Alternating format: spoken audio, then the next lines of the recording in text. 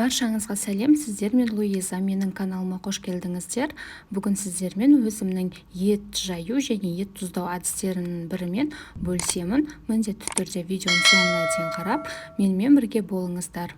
Каналға тіркелуді ұмытпаңыздар, видеоны достарыңызбенен бөлісіңіздер. Видеода мен сиырдың еттерін бөліп тұздап аламын.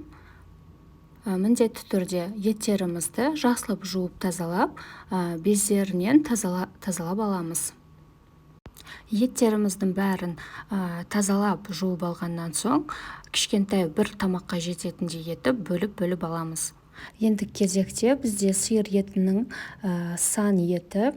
Бұл еттерді де өз қалауларымыз бойынша бір тамаққа жететіндей етіп бөліп аламыз. Еттің ең дәмді жері осы сан ет болып саналады.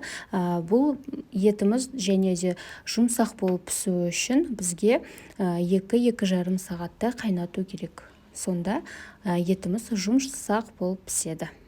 Мен осылай бір тамаққа жететіндей етіп, бөліктерге бөліп аламын да тұздауға дайындаймын.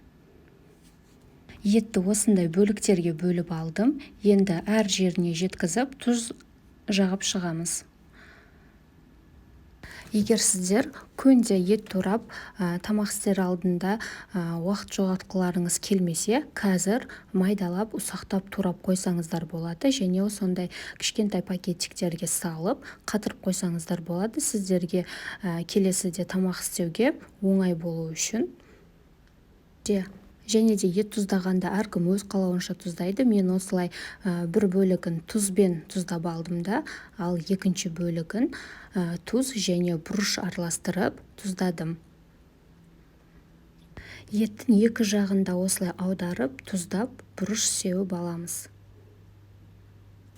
Тұздалған еттерімізді бір күнге қалдырамыз. Бір күннен соң үйдегі пакетиктерге салып, морозилкаға қатырып қойып қоямыз. Барлық етімізді осындай бір пакетикке салып қойсақ, ертең бізге ертіп алуымызға оңай болады.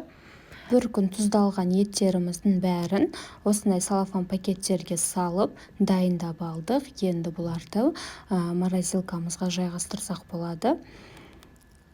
Видеоның соңына дейін көргендеріңізге рахмет. Менің каналыма тіркелмеген болсаңыздар тіркеліп, лайк басып, комментарий жазып кетіңіздер.